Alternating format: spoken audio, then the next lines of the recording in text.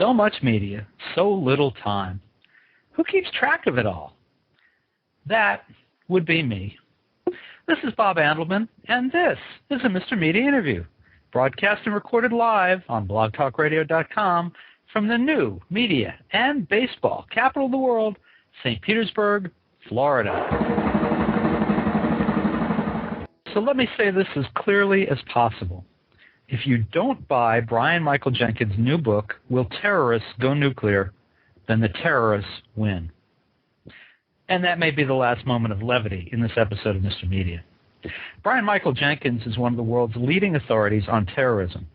He's been advising the military, government, and prestigious think tanks on the dangers of escalating terrorism for more than 30 years and is currently a senior advisor to the president of the RAND Corporation.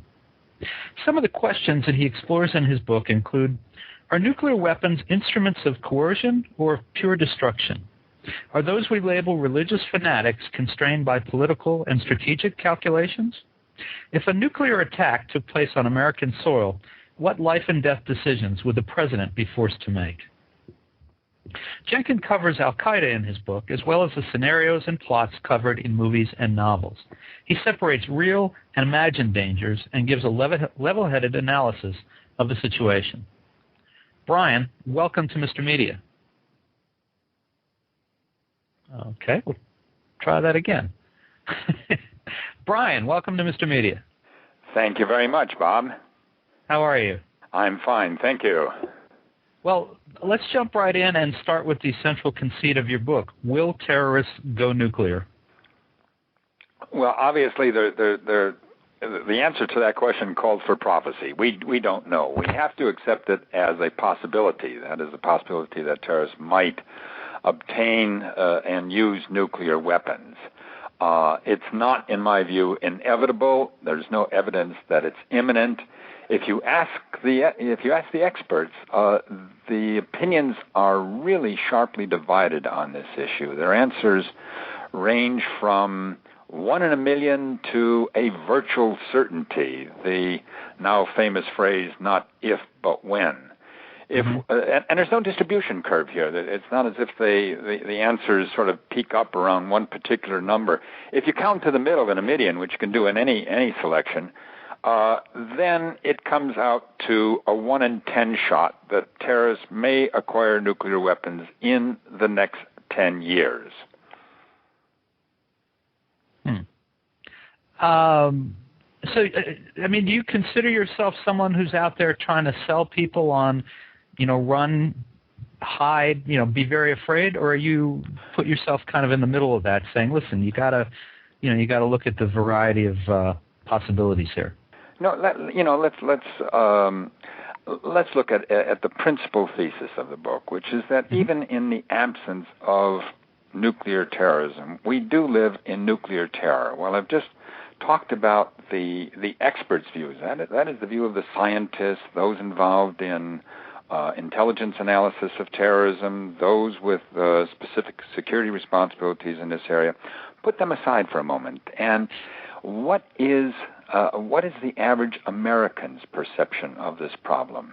Well, according to a recent poll, 2 out of 5 Americans believe it likely that terrorists will detonate a nuclear bomb in an American city in 5 years. Now, that to me is an astonishing level of alarm, and the question you have to ask is, how did we get here? What was the message, the perceptions that got us here? And in looking at that, I had to make a distinction between nuclear terrorism and nuclear terror. Now, what's the difference? Nuclear terrorism is the possibility that terrorists acquire and use nuclear weapons. Nuclear terror is the apprehension of that event. Nuclear terrorism is about terrorist capabilities. It's about evidence. It's about our intelligence information, about assessments. Nuclear terror is about our imagination. The history of nuclear terrorism can be briefly summarized. Fortunately, there hasn't been any yet. But nuclear terror is deeply embedded in our popular culture and in our policymaking circles. I think I think the problem many Americans have with the notion of nuclear terrorists and nuclear terror, I guess, today is that the administration, the Bush administration, lied so many times to the public about weapons of mass destruction and other threats and so much else that many people find any attempt to even discuss this to lack credibility. Well, it is disturbing, and as I say, certainly there is a disconnect between our perceptions, at least public perceptions, of the possibility of nuclear terrorism and our behavior. And there's no question that people have become cynical about what has been a relentless message of fear from Washington. You know, Americans, despite our characteristic optimism, there are layers of anxieties. We tend to be obsessed with decline and doom. We worry about America losing its place in the world. We worry about new threats against which we might not have the ability to defend ourselves against. We worry about whether our borders protect our territory or our culture. We worry about subversion from within. There is a lot of anxiety, and terrorists, and to be sure, some in Washington have exploited this fear to create an atmosphere of fear and alarm. And of course, you know, that's what terrorism is about. Terrorism is violence, the use of violence or the threat of violence that's calculated to create an atmosphere of fear and alarm, which in turn will cause us to exaggerate the threat. And so there has been a creation of nuclear terror.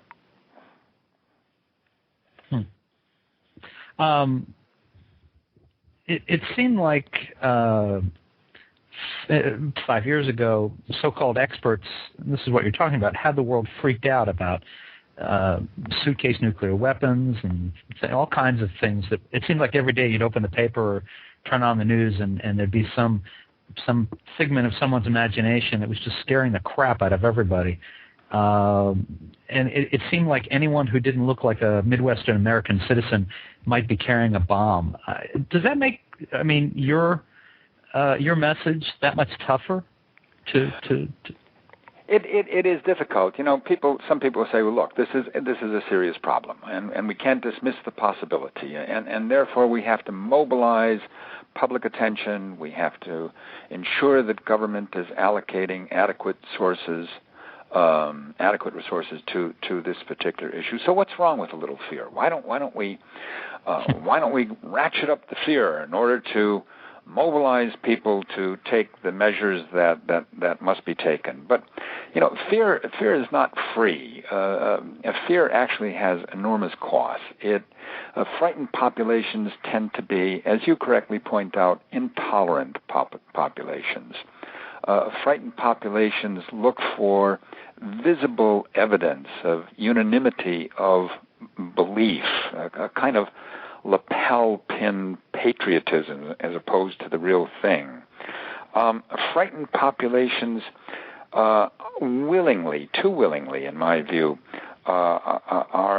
give up their basic liberties in return for promises from others that they will keep them safe. And so there is a danger. I mean, as I say, this is not a threat that we can dismiss. I don't think it's inevitable. Don't think it's imminent. You know, the debate about the probability itself is kind of a theological debate. That is, on one side there are the disbelievers, on the other side there are the apocalypticians. I suppose in this debate I put myself in the role of a prudent agnostic, and that is, although I don't think it's inevitable, and there's no indication that it's imminent, what we do know is still grim enough, and so we're going to have to take the threat seriously. But that means we're going to have sensible measures that we have to sustain for many years as we live with this threat, as we live through the decades of the Cold War. A terrified population, a frightened population, is not an appropriate platform and is not a supportable platform for taking those measures. Let me give out our phone number. If you've got a question for Brian Michael Jenkins, author of Will Terrorists Go Nuclear, give us a call, 646-595-3135. Brian, tell folks a little bit about your background on this issue. What is it that makes you an expert? I don't know that there's anything that makes anyone an expert. I'm a former soldier. I came to RAND directly from the military and began the RAND Corporation's research program on terrorism in the early 1970s, and have been advising government on this issue ever since. The title of this book, Will Terrorists Go Nuclear, actually steals its title from a monograph that I wrote about the topic in 1975. So my work in this begins 30-some years ago. And at that time, I was invited to a conference at Los Alamos, New Mexico, on nuclear proliferation. Now, here there were nuclear scientists, there were nuclear weapons designers at the laboratories there. And while the focus was nuclear proliferation, they added the concern about nuclear terrorism to the agenda and invited me. And I wrote, I thought, well, what could I tell these august scientists about nuclear weapons? I mean, these are the people who designed and built them. And so instead, I focused my remarks and my contribution on terrorist motivations and on how terrorists go about creating terror and on our reactions. So it was much more a psychological inquiry than a scientific inquiry into the actual construction of bombs. And ask questions as to, well, why would terrorists go nuclear? What advantages would they see in nuclear weapons? I pointed out at the time that there were things that we knew terrorists could do at that time that they weren't doing. We knew they could build bigger bombs. We knew they could plant these in public areas, but they didn't do so. And so I thought, well, there must be some further constraints beyond the technological constraints. There must be some self-imposed constraints. And over the years, we discovered what these were. Terrorists worried about maintaining group cohesion. Not all of the members of the group might have the same stomach for violence, and that would risk any extreme operation to betrayal. They worried about not alienating their perceived constituents, and they always imagined themselves to have legions of supporters. They worried about not provoking the kind of government crackdown that would destroy the organization. Some of them had concerns about morality. Some of them had concerns about their self-image as warriors. A kind of, what is it appropriate to do? Kill millions of innocent bystanders or focus their violence? Now, these constraints were not universal and they weren't immutable, and over time, certainly they did change as terrorism escalated through the years. But terrorists, it turns out, are far more complex than we tend to see them. We sort of tend to see them as two-dimensional cartoon figures. Yeah, I don't know how that would have happened. Let me think. Movies, television. It's interesting. It's actually a part of it is popular culture, but it's something more. And that is, what is fascinating is, go back to I'm sure you and your listeners probably saw the movie Patton, in which George C. Scott, brilliantly playing the role of Patton at one point in the movie. He triumphs over Rommel's armored columns in North Africa, and he shouts out triumphantly, "Rommel, you magnificent bastard, I read your book." Well, right, I remember that. Right, great line, a great line. Yeah. And of course, we did read the books written by the German generals on strategy and tried to understand it. During the Cold War, we devoted a great deal of analysis, of scholarship to understanding Soviet behavior, not just counting Soviet missiles or tank divisions parked in Eastern Europe, but to understanding how the Soviets might make their decisions, how they viewed war, how they thought about strategy. In fact, our deterrence strategies depended upon a good understanding of Soviet behavior. And similarly, they had a good understanding of our behavior, and therefore there were these finely tuned strategies of deterrence that kept the world from going to nuclear war. When it came to terrorists, however, we have tended not to devote the same attention to understanding the terrorists. And when I say understanding the terrorists, I don't mean to be understanding of the terrorists. I'm not mitigating their violence in any fashion. But what we did do is we consigned them either to the realm of crazy behavior, these are mad dogs, or to the realm of evil, witches are wicked, dragons breathe fire, terrorists are evil, no further inquiry necessary. And therefore, our understanding of terrorist behavior, of our principal adversaries right now, al-Qaeda, is this sort of two-dimensional cartoon-like notion. And if that is your understanding of your foe, then, in a sense, your strategies are going to be, in a sense, two-dimensional kapow-like strategies, not anything more sophisticated than that. So how do you study a foe that you can't see? I mean, it's, when it was the Soviet Union, well, it was a pretty big, it's a pretty big entity. Even the Palestinians, if you're Israel, well, there they are. I mean, but when you're talking about terrorists, even going back to like the IRA, before Americans thought they had to deal with a terrorist threat, the British were dealing with the IRA. Kind of they knew where they were, but kind of they didn't. So I mean, it's so much harder to study, and then it is more difficult, no question about it.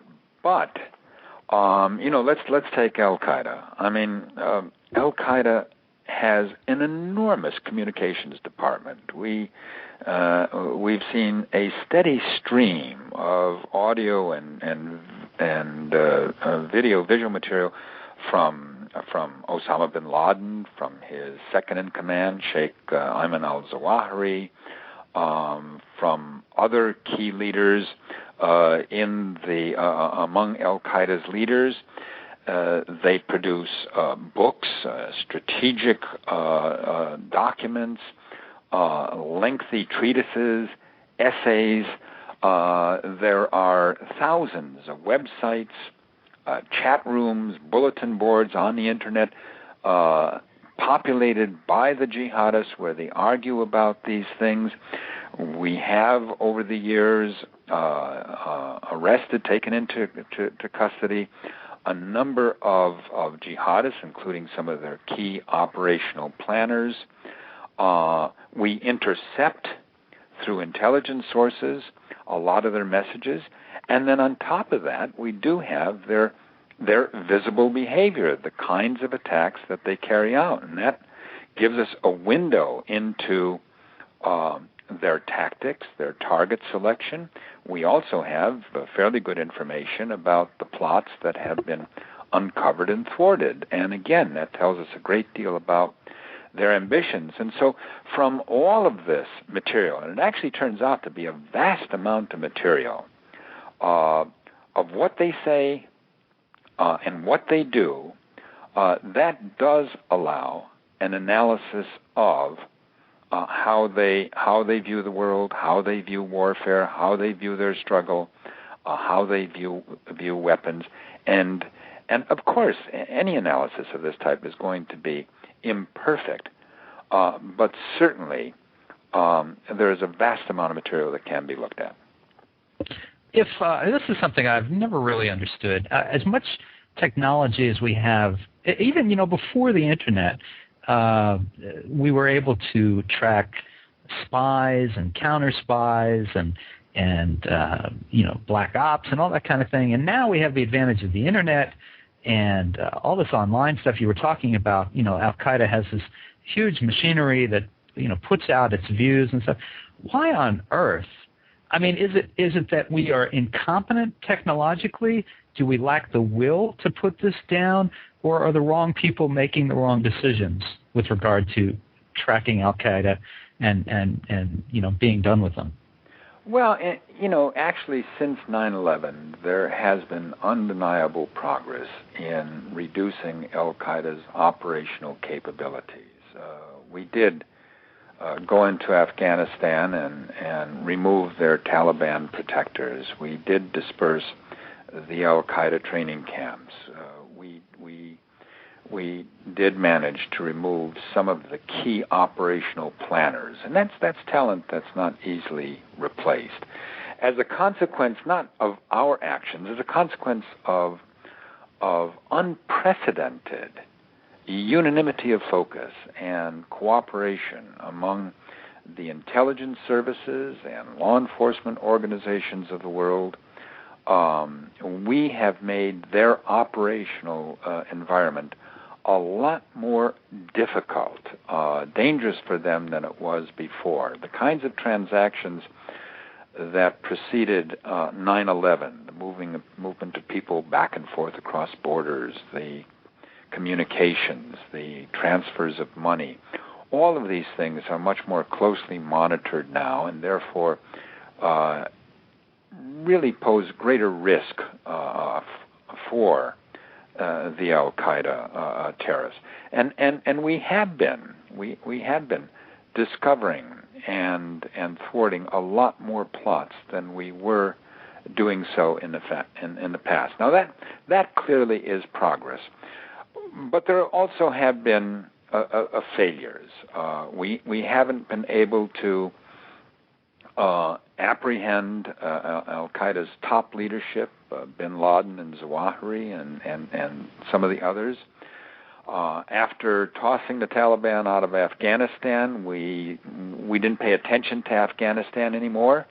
Instead, we went off to invade Iraq, and that allowed the Taliban and al-Qaeda the breathing space and room to recover and reconstitute themselves along the Afghan-Pakistan border, where they are now waging an escalating insurgency in Afghanistan. We haven't blunted al-Qaeda's narrative, this myth that they broadcast that nonetheless has appeal and can turn angry young men into weapons. We haven't really seriously impeded their recruiting. We haven't publicly turned around a single one of those that we have had in our custody, and so it's a very, very mixed view. Success in some operational areas, while we pounded on our operational capabilities, but in terms of dealing with the ideological challenge, the message, the recruiting, the radicalization, the violence, there we've been much less successful. I'll come back to the question I started. I sort of asked was, do you think if different people were running our side of the operation, we'd be having more clear-cut success in this? I think most people are just so freaked to think. I hate to use the word freaked. It sounds like I'm a 12-year-old, but people are just, they can't really get their arms around that this has gone on longer than World War II. It has, and I think, first of all, there war in our view, war in a Western view, and especially in an impatient society like America, is a finite undertaking. It has a clear beginning and a clear end. And being a nation of pragmatists, we want to see where we are in return for our investment and time put in that particular enterprise. During World War II, of course, we had the benefit of a front line that we could watch on a map, and it was sequential. Invade and land at Normandy, liberate Paris, cross the Rhine, head for Berlin. We don't have that now, and indeed this war, and I should put that word in quotes, is a struggle of a different sort. I should point out that in our adversaries' point of view, war is a perpetual condition. Or to put it in the chilling words of Khalid Sheikh Mohammed, war is life. Whereas we look for progress, war for our terrorist adversaries is process-oriented. What do I mean by that? I mean that they derive satisfaction by mere participation, not whether a battle is won or lost, or whether they are making material progress as we might measure that. They don't worry about timetables or metrics. Those are Western things. By mere participation, they believe they are defending their community, they're defending their society, they are defending their souls against the temptation of corruption by the West. They are guaranteeing themselves a quick passage to paradise. All of those are benefits that they receive regardless of the outcome. And so in their view, to use again Osama bin Laden's words, this conflict began centuries ago and will continue until Judgment Day. Now, the first order of business for us, therefore, is to recognize that this is going to be a long-term enterprise. And the minute you recognize that, then strategies begin to change. And instead of thinking you're going to get a quick victory, we'll get there in a few years, as we did in World War II, you begin to think of how you can conserve resources to sustain a long struggle. Now, when I say conserve resources, I mean not only the lives of soldiers and not only national treasure, because we've spent hundreds of billions of dollars on this, but also popular support and, above all, our values. And that probably is the biggest criticism I have of the way we have conducted this. Now, again, I'm a former soldier. I'm not squeamish about violence, but values are terribly, terribly important here. Some people regard the values as constraints that prevent us from doing what needs to be done. Some regard the basic values as luxuries to be tossed overboard when we hit stormy waters. In fact, those values are a key component of our arsenal. And that is what is going to sustain American spirit, American courage over the long run. And that really is our ultimate defense. Not concrete bollards, not walls, not new laws on wire surveillance, not extension of executive authority, but those fundamental values is what this is about. And if we, as a consequence of fear, surrender those values, then the terrorists have won. Brian, I want to give out our phone number again, and there was someone actually holding on while you were talking, and if they're listening still, I'd like to invite them to call back in, and we'll get them right on. If you've got a question, 646-595-3135, 646-595-3135. Have a question for you from the live web chat that accompanies Mr. Media interview. Someone named Right Winger, not Winger, Winger, Is it fair to say al-Qaeda is led by wealthy, narcissistic men who view religion as a tool to recruit poor young males frustrated by poverty? Certainly in the case of Osama bin Laden and Zawahiri and a few of the others, these are individuals that come from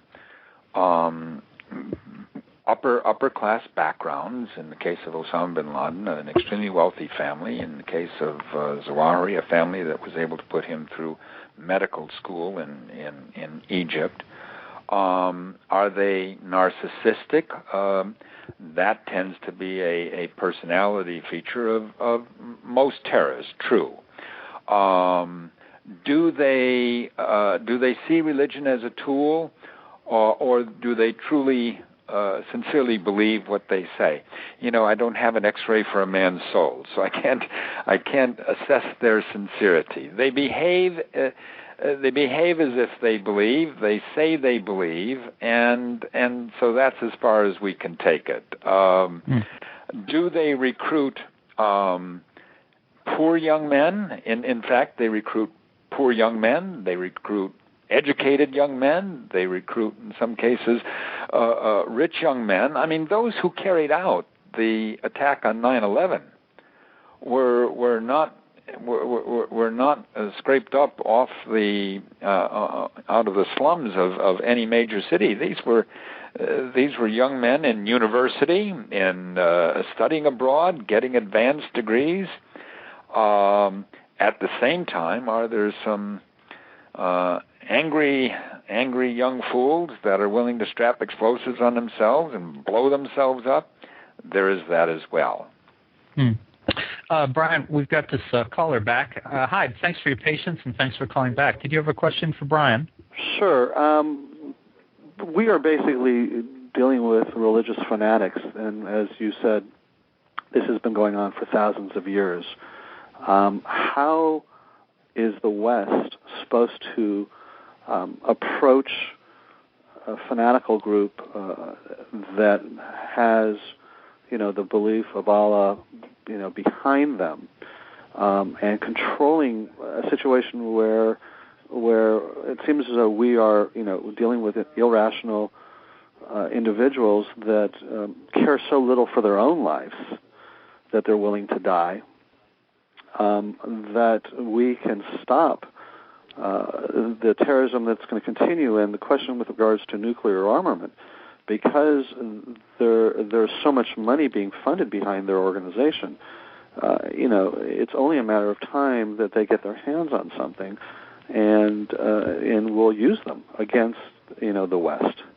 I think that we're kind of operating in a very naive belief that this is never going to happen, and what can we do? Because I agree with your comment about having a long-term strategy. It's not going to be solved overnight. And the ethics of fighting this battle it seems to be kind of a no-win situation. Those are good questions, and let's try to address them.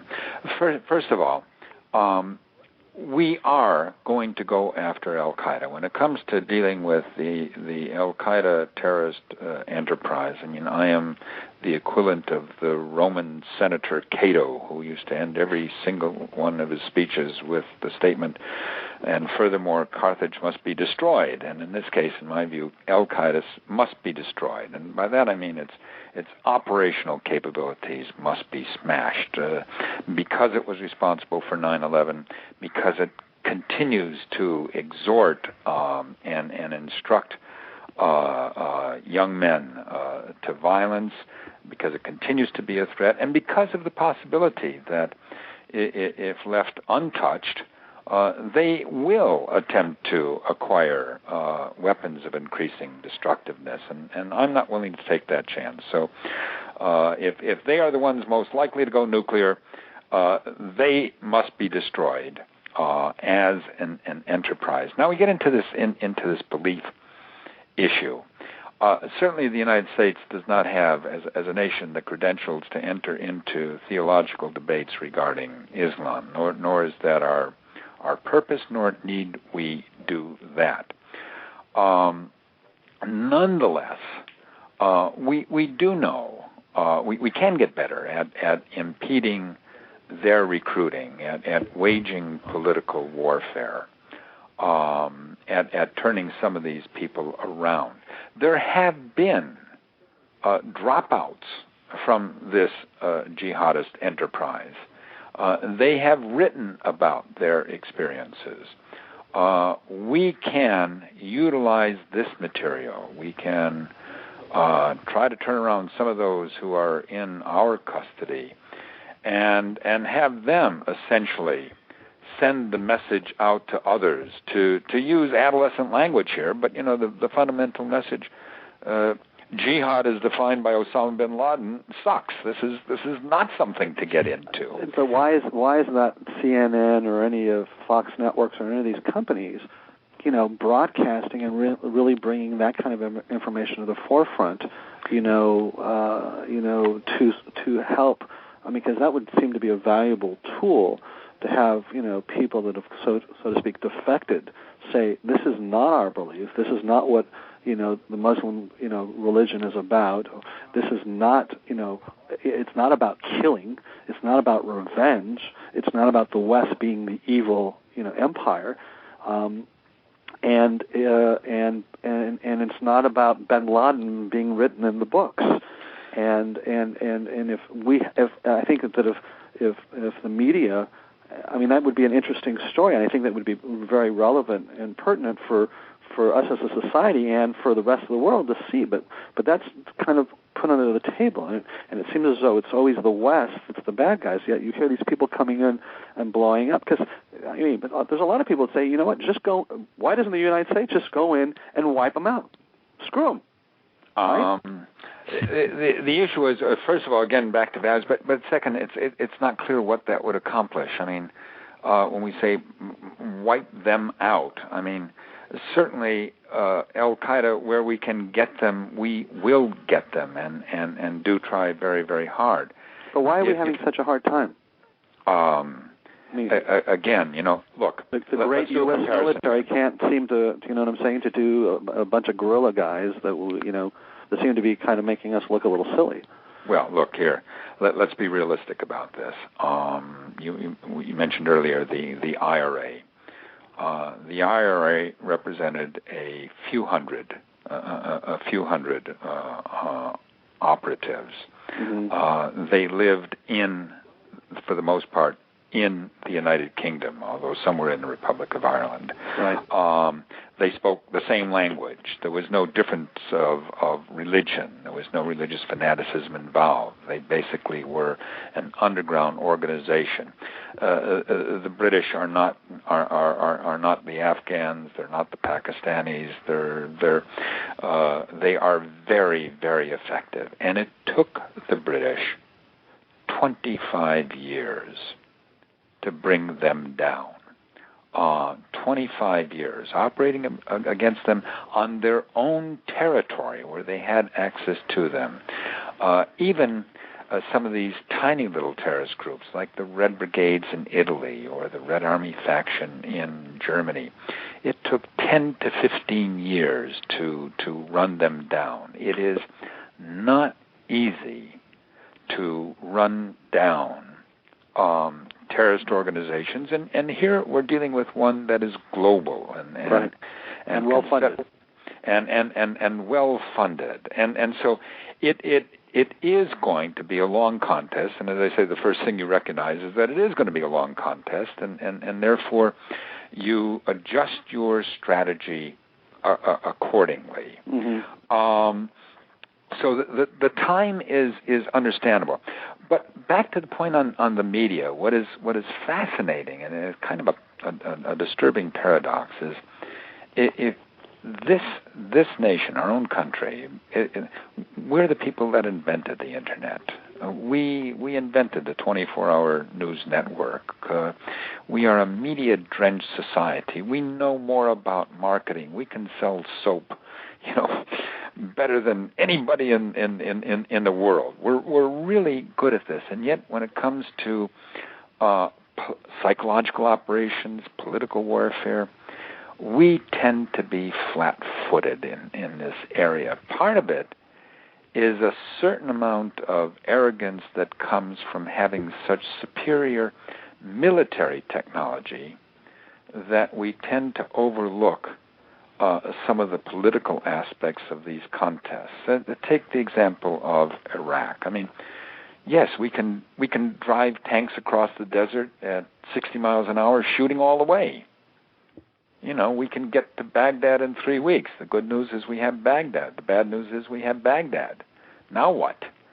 And finally, we learned that it wasn't going to be the main battle tank that was going to make progress in Baghdad, but the much messier task of dealing with tribal chieftains, of turning the Sunnis around, of recruiting them, of doing a lot of other more complicated things. And we're learning those same lessons again in Afghanistan.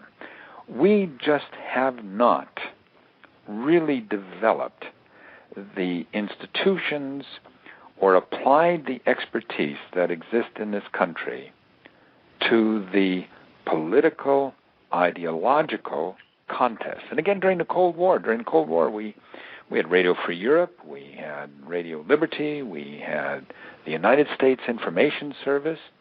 During World War II, the British had something called the Political Warfare Executive to bring this together.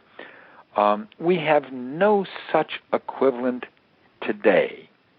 Again, we think we're going to do this with knockout blows because we have superior military technology, when in fact the nature of this struggle is intelligence, law enforcement, arrests, political warfare, reaching local accommodations with tribesmen in Afghanistan or Iraq or in other places, turning people around, putting them on the air, something that is difficult, but nonetheless, the country has a talent for it. We just haven't taken that route.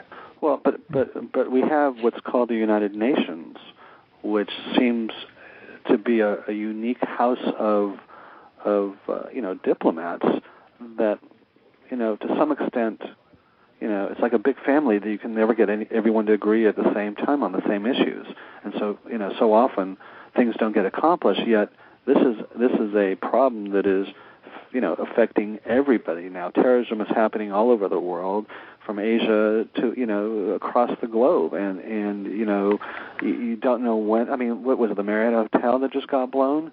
You're right.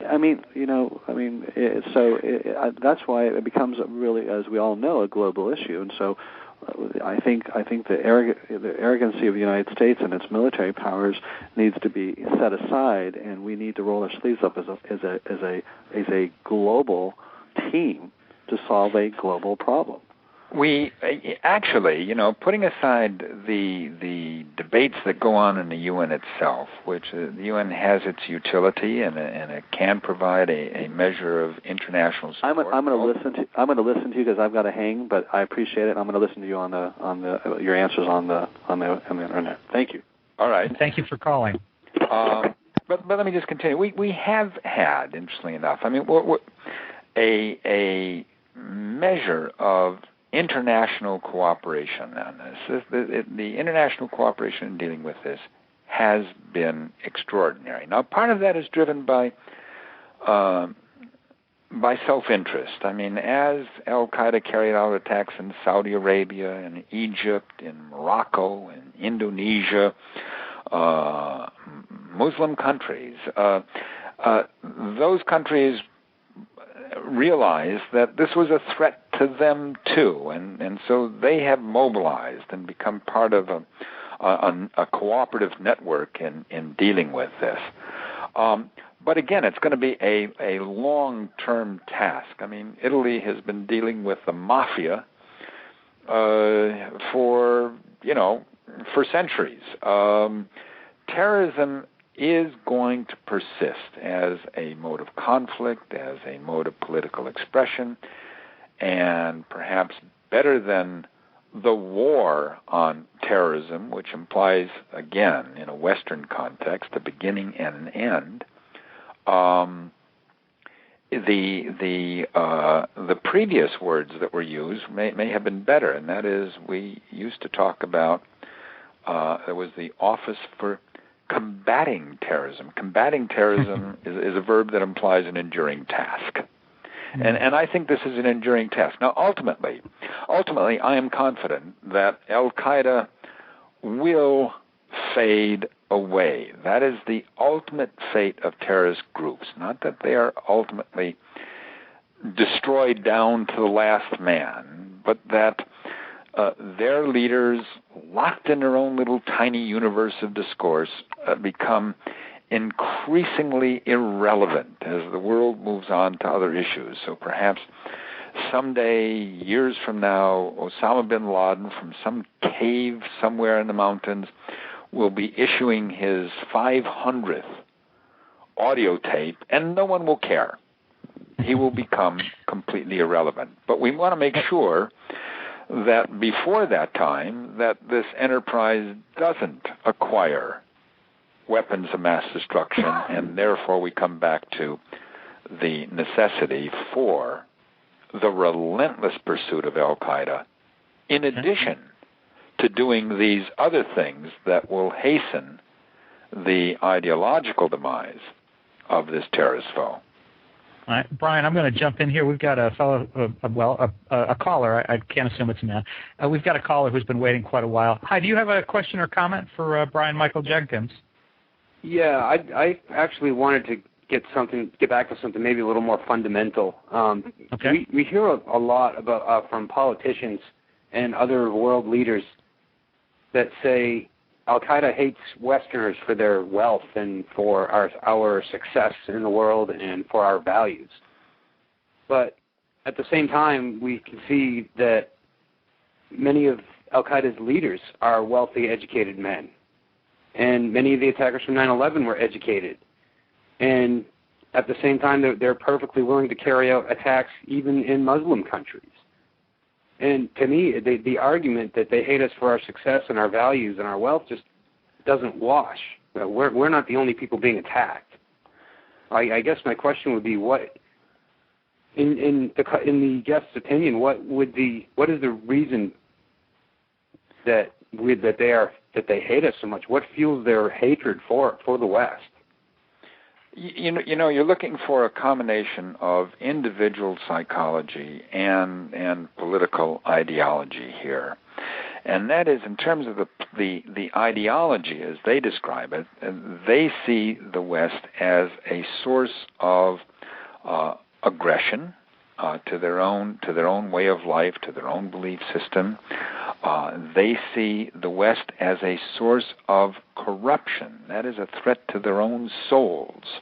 That they will be, that their belief will be somehow diluted or potentially diverted by exposure to this onslaught of Western culture, and Western culture is in a sense this powerful instrument. I mean, in terms of television, movies, music, and to those who subscribe to a very traditional way of life, this is seen as a direct threat. Now, where individual psychology comes into it, there are people who are looking for meaning. Their souls are running on empty. They want a particular cause. They want something that is going to take away the requirement for them to think, even if they are intelligent.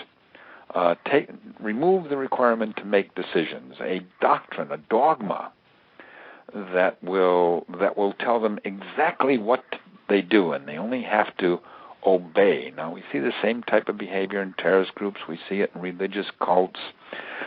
In a sense, the seductive call of obedience to a higher cause, and so that clearly is part of it as as well. You know, how many of these people are there? You don't have to find that many. I mean, out of 1.2 billion Muslims, you find 19 to carry out an attack like 9/11. You find 3 here. You find 6 there.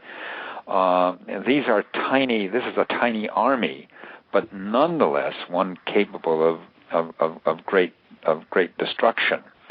Their willingness to kill fellow Muslims, of course, is justified if you see the world in terms of us or them, black or white, with us or against us, and your actions in your mind or in the minds of those operatives are sanctioned by God. God tells you to do this. Then any constraints imposed by ordinary considerations of morality or a strategy may not apply, and therefore they have been quite willing to kill Muslims. Although it's fascinating, you know, back to this issue of political warfare. As a consequence of these attacks, in which hundreds and hundreds of Muslims have been killed, far more than infidels have been killed, there is a backlash, and not simply a backlash among bystanders in the Muslim community, but even within the jihadist universe itself. There are arguments about this strategy. What was fascinating is earlier this year, on the jihadist websites, they had this basic program where you could submit your questions to al-Qaeda's number 2, Zawahiri. Ask Zawahiri a question. Make your comments. It wasn't an interactive talk show like this one is, where you can answer the questions directly, but you could submit questions, and Zawahiri will answer you. And what was fascinating about it is that the leadership of al-Qaeda found itself on the defensive, having to rebut a lot of allegations just along the lines that you had mentioned, in terms of why are you killing so many Muslims, and this is inconsistent with our beliefs, and in fact it's inconsistent with our view of our own struggle. This is unmanly, was one of the allegations against one of their attacks, because it simply killed a bunch of ordinary civilians. This is not the action of a warrior. This is the action of a coward. And so there is this debate going on right now, divisions within the jihadist element itself, which can lead to cracks that in fact can split this thing open. Well, thank you very much for your call. We're just getting to the point of winding down here, but it was a good question and made for good discussion. So thanks for calling in. Thank you. All right. Brian, I have one last question for you before we wrap up here. I'm just wondering if either of the 2 major party candidates, McCain or Obama, strikes you as being, which one of them strikes you as being best prepared to deal with terrorism as an issue, and perhaps, hopefully, differently than the current administration has dealt with it?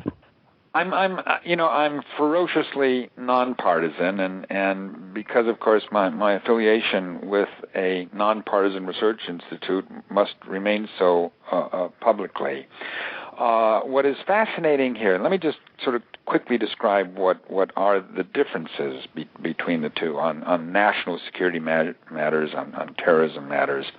Mm-hmm.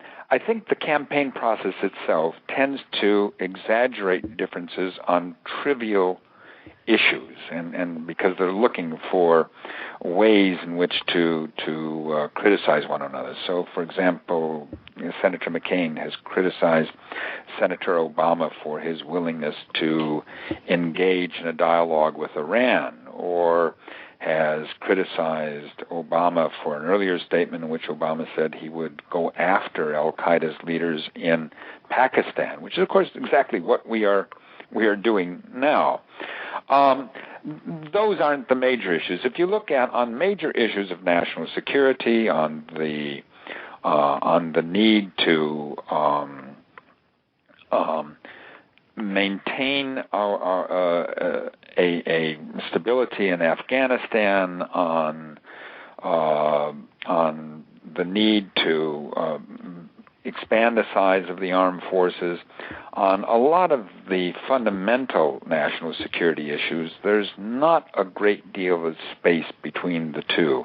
Even, I'll assert, on the issue of Iraq. Now, many people see great difference here, and the difference is that Senator Obama has said that he will get bring the troops out within 16 months, the combat forces at least. There will still be a residual force within 16 months of his taking office. That puts it out into 2010. Whereas McCain, in response to a question, has said that he would remain 100 years, although that answer was taken out of context. In fact, what he has said is that he would hope to see the combat forces out by the end of his term of office in 2012. So that's a difference of less than a couple of years between the two. The reality is the troops are coming out of Iraq, not at a pace that will destabilize the situation, but at a pace that will bring it down significantly. And the real question, the long-term question, is what type of residual force will remain and what will be its mission. And neither has addressed that point. However, while saying that there isn't a huge gap between the two on broad national security issues, there is, I think, a fundamental difference between the two candidates on self-image and philosophy, a fundamental philosophical difference, and that is, while whoever takes office in January will inherit three wars: the war in Iraq, the war in Afghanistan, the continuing war on al-Qaeda and terrorism. But I think Senator Obama sees that as an unfortunate legacy and would really like to address fundamental domestic issues, the economy, issues of education, issues of health care, despite the constraints imposed on resources as a consequence of these continuing wars. I think Senator McCain, in his language and self-image, in talking about issues of victory, dignity, honor, winning, fighting, very much sees himself as a wartime president, indeed as a warrior. So there is a fundamental difference between the two men. On the issue of nuclear terrorism, neither has described in any detail a position other than the standard refrains about concerns relating to nuclear proliferation and nuclear terrorism. Well, folks, you can find Brian Michael Jenkins' new book, Will Terrorists Go Nuclear?, at great bookstores everywhere. You can also order it online at Amazon.com or MR Media. That's my site, MrMedia.com. You can also visit Brian's website at www.WILLTERRORISTS, that's plural, GoNuclear.com. That's all solid. WILLTERRORISTSGoNuclear.com. Brian, it was a great conversation. I could tell from the callers. We got good questions. The people in the web chat had very intelligent things to say. I think people were very impressed with the way you approached the issue, and I just want to thank you for your time. It was very interesting to talk to you today. Thank you very, very much for the opportunity. And one last comment about the book. The book doesn't tell you what to think. The book makes you think. Very good, and we will let it lie there. Thanks very much for calling in today, sir. Thank you. Bye-bye. All right. Bye-bye. And folks, for dozens more media newsmaker interviews, surf over to our main website, www.mrmedia.com. And please think about writing an online review of Mr. Media, casting a vote for Mr. Media, or marking Mr. Media as one of your favorites, whether you listen on Blog Talk Radio, digitaljournal.com, Podcast Pickle, Vox, Folio, Mediafly, Podfeed, Blueberry, Zencast Audio, the Kindle Reader, or iTunes. And if you've got an idea for a guest, please email me directly at bob@andelman.com. Thanks so much for joining us today. I always appreciate when you take a little time out of your day to spend it with us, and I hope you'll come back again real soon.